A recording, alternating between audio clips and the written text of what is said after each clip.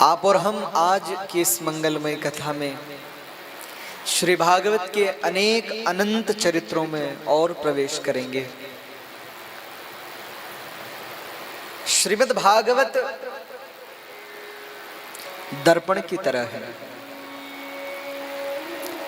दर्पण जानते हैं आप लोग, शीशा। श्रीमद् भागवत दर्पण है और इस दर्पण में हर व्यक्ति अपने ही प्रतिबिंब को देखता है। अर्थात जो भक्त है उसे भक्ति दिखाई देती है, जो ज्ञानी है उसे ज्ञान दिखाई देता है, जो वैरागी है उसे वैराग्य दिखाई देता है। लोग मुझसे पूछते हैं, महाराज भागवत में विशेष क्या है, भक्ति, ज्ञान अथवा वैराग्य? मैंने कहा भागवत में कुछ विशेष नहीं है, भागवत खुद विशेष है।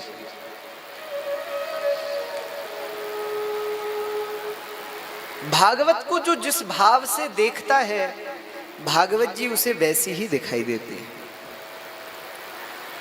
और श्रीमद् भागवत के लिए तो कहते हैं प्रत्यक्षा कृष्ण एव ही।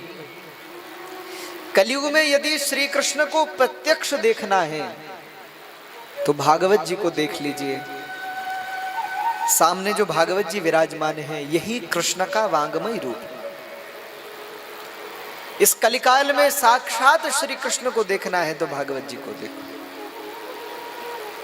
क्योंकि श्रीमद् भागवत में और श्री कृष्ण में अंतर नहीं है, दोनों एक ही।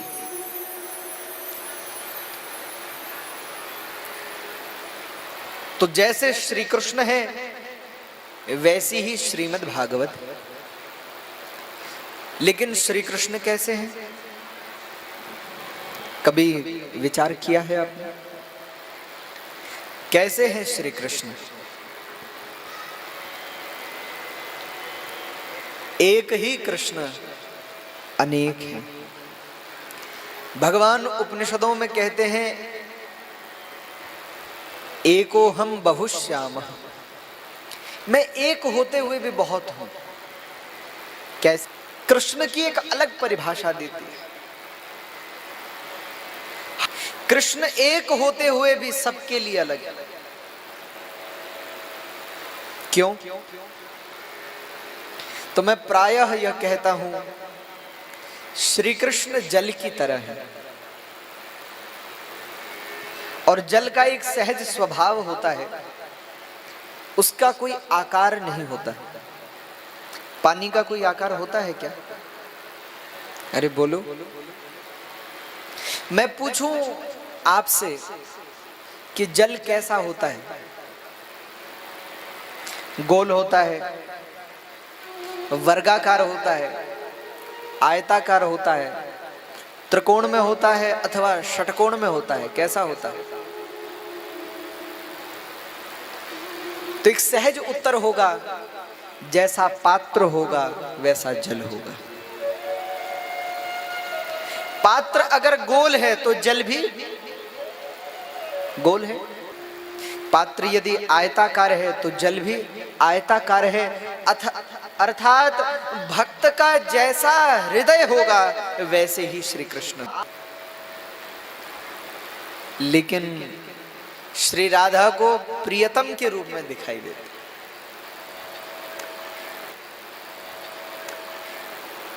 श्री कृष्ण को अगर किसी एक रूप में पिरोने चलोगे तो नहीं हो सकेगा। श्री कृष्ण एक है ही नहीं। अर्जुन से पूछोगे कि श्री कृष्ण कैसे हैं तो वो कहेंगे कि विराट हैं। दिखाई कैसे देते हैं तो अर्जुन कहेंगे ओम सहस्रशीरखा पुरुखा सहस्राक्षः सहस्रपात् सभूमिगुं सर्वदा सुरत्वात्यतिष्ठद्दशाङ्गुलम् एतावानस्य महिमा तो जायांश पुरुखः। श्री कृष्ण कैसे हैं? जिनके हजारों सिर हैं, हजारों हाथ हैं, हजारों पैर हैं, अनंत हैं, जिन्हें पूर्ण रूप से देखना असंभव है, अर्जुन कहेंगे। और यशोदा मैया से पूछोगे श्री कृष्ण कैसे हैं, यशोदा मैया कहेंगे ये देखो मेरे आंचल में बैठे हैं, पल्लू में बैठे हैं। जिन्हें योगी अपनी असीमित योग दृष्टि से भी नहीं देख सकते, पार नहीं पा सकते, उस असीमित ब्रह्म को यशोदा जी अपने पल्लू में समेट लेती हैं, वो कृष्ण है। तो भागवत जी भी वैसी ही है, श्री कृष्ण ही तो है। इसीलिए सबका दृष्टिकोण अलग है और सबके लिए भागवत जी अलग है, भिन्न है। ज्ञानी पढ़ते हैं तो ज्ञान ही ज्ञान दिखाई देता है, वैरागी पढ़ते हैं तो वैराग्य ही वैराग्य दिखाई देता है, प्रपन्न पढ़ता है तो प्रपन्नता ही दिखाई देती है, शरणागत पढ़ता है तो शरणागति दिखाई देती है, मुमुक्षु पढ़ता है तो मुक्ति दिखाई देती है, भक्त पढ़ता है तो भक्ति दिखाई देती है। भागवत कैसी? भागवत श्री कृष्ण जैसी। तो श्री भागवत के 3 केंद्र बिंदुओं का वर्णन है, बोले भगवान व्यास। श्रीमद् भागवत का अवगाहन करने वाले कौन हैं, गान करने वाले कौन हैं, कथयिता कौन है, बोले सुखदेव जी। और श्रीमद् भागवत के मुमुक्षु श्रोता कौन है? तो श्रीमद् भागवत के मुमुक्षु श्रोता हैं श्री परीक्षित जी महाराज। सौनकादिक ऋषियों ने पूछा, हे सूत जी आप इन तीनों के विषय में हमें विस्तार से बताइए कि भगवान व्यास ने जब 17 पुराणों को लिख दिया था, वेदों का विभाजन कर दिया था, अनंत शास्त्र स्मृति ग्रंथों की रचना कर दी थी, तो भी उन्होंने भागवत जी को क्यों लिखा?